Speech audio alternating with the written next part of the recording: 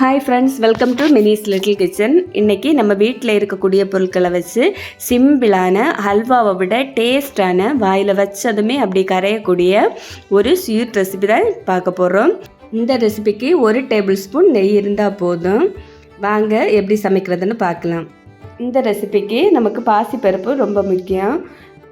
இது நம்ம பாசிப்பருப்பை வச்சு தான் இந்த ரெசிபி ரெடி பண்ண போகிறோம். நான் மெஷர்மெண்ட் கப்பில் 1 கப் பாசிப்பருப்பு எடுத்திருக்கேன். நீங்கள் எந்த கப்பில் பாசிப்பருப்பை அளந்தெடுக்குதீங்களோ அதே கப்பில் தான் வேறு எல்லா அளவுகளையும் அளந்தெடுக்கணும்.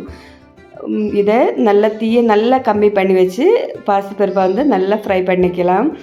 ஃப்ரை பண்ணும்போது இது ரொம்ப செவந்து வர வேணாம். பாசிப்பருப்பு நம்ம வறுக்கும்போது நல்ல ஒரு வாசனை வரும். 2லேருந்து 3 நிமிஷம் வரைக்கும் இந்த மாதிரி வறுத்தா போதும். பாசிப்பருப்பெல்லாம் நம்ம கலர் மாறி வந்தாச்சு. இந்த அளவுக்கு கலர் மாறினா போதும். ரொம்ப கலர் மாறும்போது அதோட டேஸ்ட் நல்லா இருக்காது. அதனால் இந்த அளவுக்கு கலர் மாறினதுமே ஃப்ளேமை ஆஃப் பண்ணிக்கோங்க. இதோட ஹீட்டெல்லாம் நல்லா இறங்கினதுக்கப்புறமா நல்லா வாஷ் பண்ணிவிட்டு ஒரு குக்கரில் போட்டு பருப்பு வேக தேவையான அளவு தண்ணி விட்டு ஒரு 2-3 விசிலுக்கு மீடியம் ஃப்ளேமிலே வேக விடலாம். பருப்பு இந்த மாதிரி குழைவாக வேக வச்சு எடுத்துக்கோங்க.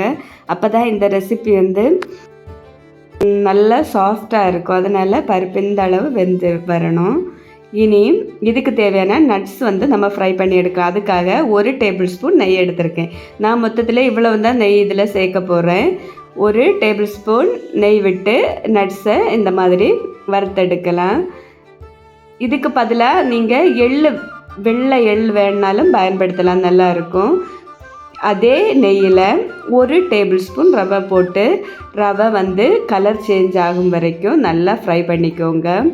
நான் இது நார்மலாக உப்புமாவுக்கு நம்ம பயன்படுத்தக்கூடிய ரவை தான் பயன்படுத்தியிருக்கேன். போட்டு நல்லா ஃப்ரை பண்ணிக்கோங்க.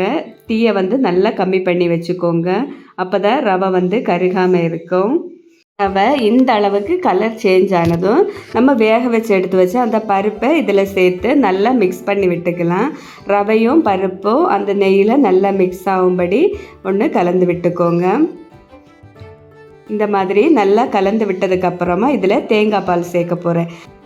எந்த கப்பில் பாசிப்பருப்பு எடுத்தோமோ அதே கப்பில் 2 கப் தேங்காய் துருவல் எடுத்து நல்லா மிக்ஸி ஜாரில் போட்டு அரைச்சி அப்படி தான் இந்த பால் எடுத்திருக்கேன். அப்போ தான் நமக்கு நல்ல கெட்டியான தேங்காய் பால் கிடைக்கும். இதில் நம்ம வேறு நெய் எண்ணெய் எதுவுமே நம்ம யூஸ் பண்ண போகிறதில்ல. அதனால் தேங்காய் பால் கெட்டியாக இருந்தால் இதோட சுவையை இன்னும் அதிகப்படுத்தி கொடுக்கும்.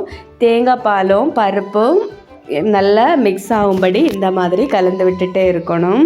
இது மாதிரி கட்டிகள் எதுவும் இல்லாமல் கரைச்சதுக்கப்புறமா ஃப்ளேமை மீடியம் ஃப்ளேமில் போட்டு கலந்து விட்டுக்கலாம். தொடர்ந்து நம்ம கையெடுக்காமல் கிளற வேண்டிய தேவையில்லை. அப்பப்போ மிக்ஸ் பண்ணி விட்டால் போதும். நீங்கள் இந்த ரெசிபி பண்ண பயன்படுத்தக்கூடிய பாத்திரம் நான்ஸ்டிக் கடாயாக இருந்துச்சுன்னா இன்னும் நல்லாயிருக்கும். நம்ம இதில் எண்ணெய் நெய் எதுவும் பயன்படுத்தலை. அதனால் நான்ஸ்டிக் கடாய் இல்லைன்னா உங்ககிட்ட அடிகனமான பாத்திரம் இருந்துச்சுன்னா அதை பயன்படுத்திக்கோங்க. அப்போ தான் அடி பிடிக்காமல் கரெக்டாக வரும். கிட்டத்தட்ட 2லேருந்து 3 நிமிஷத்துக்கு அப்புறமா இந்த அளவுக்கு கெட்டியாக வந்திருக்கு. இது இன்னும் கொஞ்சம் கூட கெட்டியாக வரணும். எப்போவும் இந்த மாதிரி நம்ம மிக்ஸ் பண்ணி விடண்டோம். சைடில் எல்லாம் ஓரங்களில் எல்லாம் இருக்கக்கூடியதெல்லாம் இதில் அப்படியே இலக்கி மிக்ஸ் பண்ணி விட்டுக்கோங்க. இந்த அளவுக்கு கெட்டியானதும் இதில் வெல்லம் சேர்க்க போகிறேன். நான் பொடி பண்ண வெல்லம் 1.5 கப் எடுத்திருக்கேன். பாசிப்பருப்பு எடுத்து அதே கப்லேயே 1.5 கப் வெல்லம் சேர்த்துருக்கேன். உங்ககிட்ட வெல்லத்தில் தூசி ஏதாவது இருந்துச்சுன்னா அதை 1/2 கப் தண்ணி விட்டு நல்லா காய்ச்சிட்டு வடிகட்டி இதில் சேர்த்துக்கோங்க. இதில் தூசி எதுவும் இல்லாத வெல்லம், அதனால் நான் 1.5 கப் வெல்லம் சேர்த்துருக்கேன். இதுதான் இனிப்பு கரெக்டாக இருக்கும். நமக்கு அந்த அளவு திகட்டாது. எவ்வளோ வேணாலும் சாப்பிட முடியும். அந்த அளவுக்கு இதோட இனிப்பு இருக்கும். போட்டு நல்லா மிக்ஸ் பண்ணி விட்டுக்கோங்க. கொஞ்சம் பெரிய பாத்திரத்தில் இந்த ரெசிபியை ட்ரை பண்ணுங்க. இது நல்லா தெறிக்கும். நம்ம மீடியம் ஃப்ளேமில் போட்டு கிளறிட்டே இருக்கும்போது இது நல்லா தெறிக்கும். பார்த்து பயன்படுத்திக்கோங்க.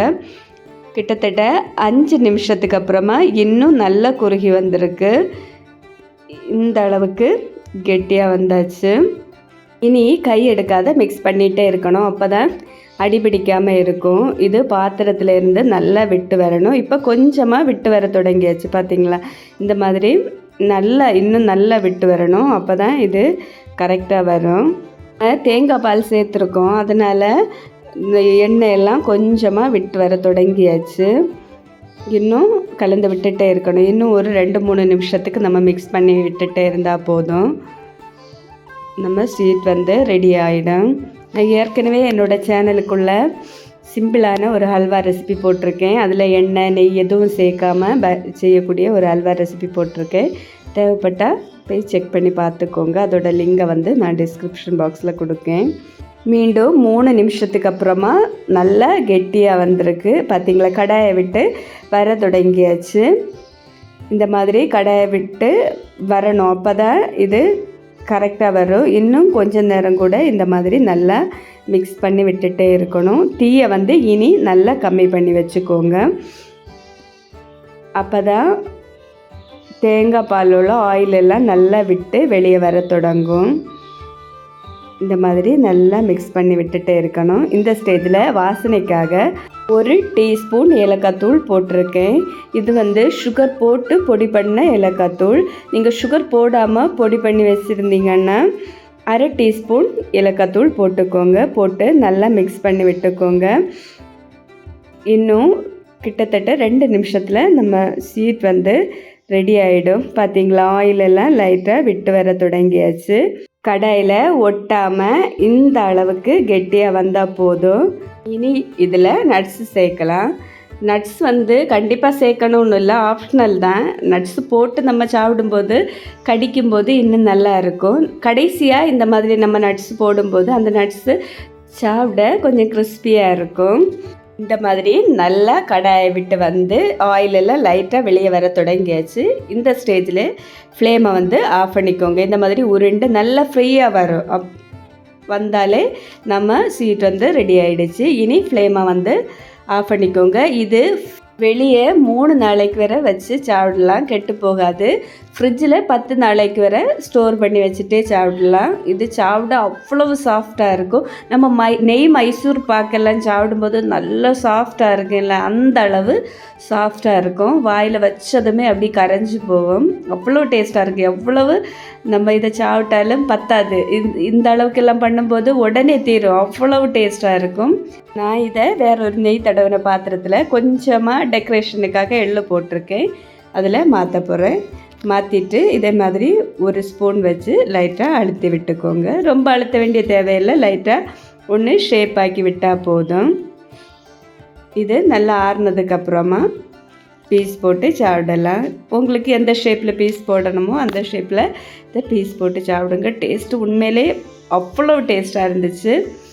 நீங்களும் மறக்காமல் இந்த ரெசிபியை ட்ரை பண்ணி பாருங்கள். ட்ரை பண்ணி பார்த்துட்டு எப்படி இருந்துச்சுன்னு கமெண்ட் பாக்ஸில் கமெண்ட் பண்ண மறந்துடாதீங்க. உங்களுக்கு இந்த வீடியோ பிடிச்சிருந்தா இந்த வீடியோவுக்கு ஒரு லைக்கை போட்டு என்னோடய சேனலையும் சப்ஸ்கிரைப் பண்ணிக்கோங்க.